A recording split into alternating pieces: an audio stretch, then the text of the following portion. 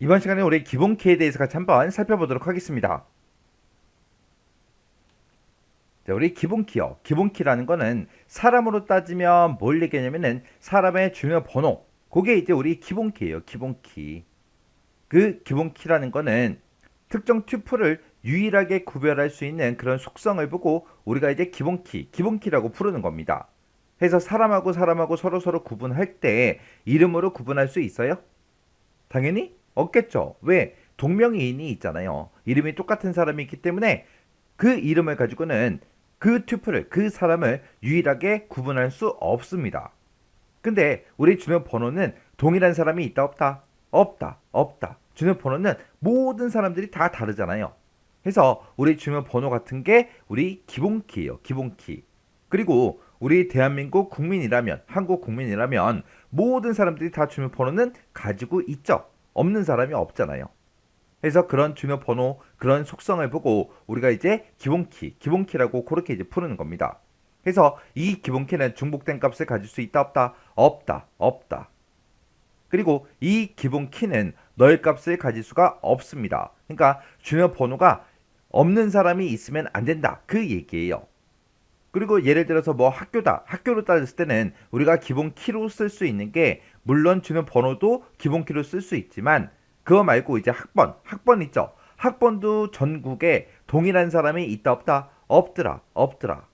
그리고 회사에서 이제 사용하는 그런 사원 번호 같은 거 그런 것도 동일한 데이터가 있을 수가 없겠죠. 그런 속성을 보고 우리는 이제 기본키라고 그렇게 이제 부르는 거예요. 그래서 튜플에서 기본키로 그렇게 설정된 그런 속성에는 널 값이 올 수 있다 없다? 없다. 없다. 널 값이 있어서는 절대로 안 됩니다. 그래서 여기서 널 값이라는 건 비어있는 값을 보고 우리가 널 값이라고 그렇게 부르는 거예요. 자, 예를 들어서 이제 우리 대통령 선거를 한다고 생각을 한번 해보자고요. 대통령 선거를 하는데 그때 이제 후보들이 A라는 후보도 있고요. B라는 후보도 있고 C라는 후보도 있고 D라는 후보도 있고 이렇게 이제 A, B, C, D 해서 4명의 이제 후보가 나왔습니다. 이 4명을 싹 다 이제 묶어서 우리는 뭐라고 부르냐? 후보키라고 부르는 거예요. 후보키. 후보키라고 그렇게 이제 부르는 거고 이 후보들 중에서 당선이 된 사람이 있겠죠. 예를 들어서 B라는 사람이 만약에 당선이 됐어요. 그러면 이 사람이 이제 대통령이 되는 거죠. 그때 이렇게 이제 당선된 요 B를 보고 우리는 기본키라고 그렇게 이제 부르는 겁니다. 그래서 이 기본키라는 거는 후보키들 중에서 특별히 선정된 그 주키를 보고 우리는 기본키라고 그렇게 이제 부르더라. 그렇게 이제 기억하시면 돼요. 그래서 이 후보키라는 게 유일성하고 최소성 그 두 가지를 모두 다 만족시켜야 된다 그랬죠. 그러면 그 중에서 이제 기본키를 뽑는 거니까 이 기본키도 유일성하고 최소성을 당연히 모두 다 만족을 하겠죠. 요런 게 이제 우리 기본키요. 다음에 이제 설명하고 있는 그 키의 종류를 써라. 그렇게 이제 문제가 나왔어요. 자, 이제 키의 종류에 대해서 나왔는데 키의 종류 좀 잠깐 간단하게 살펴보자고요. 자, 예를 들어서 지금처럼 이렇게 이제 A, B, C, D, E 하고 이렇게 이제 다섯 명이 만약에 대통령 선거를 한다고 가정을 한번 해보자고요. 그래서 이렇게 이제 5명이 대통령이 되겠다고 이렇게 이제 5명의 후보가 이제 나왔습니다. 이 A, B, C, D, E를 보고 우리는 이제 후보키라고 그렇게 이제 부르는 거죠. 그래서 이 후보키들 중에서 이제 투표를 이제 진행하고 그 중에서 이제 표를 제일 많이 획득한 그 사람이 이제 대통령이 될 거예요. 해서 이 5명 중에서 만약에 A라는 이 사람이 표를 제일 많이 받았다. 그러면 A가 이제 우리 대통령이 되겠죠. 그때 이 대통령이 이 된 거를 보고 우리는 이제 기본키라고 그렇게 이제 부르는 거고요. 그리고 나머지 이 4명의 이제 후보들 있죠. 이 4명의 후보들을 보고 우리는 이제 대체키라고 그렇게 이제 부르는 거예요.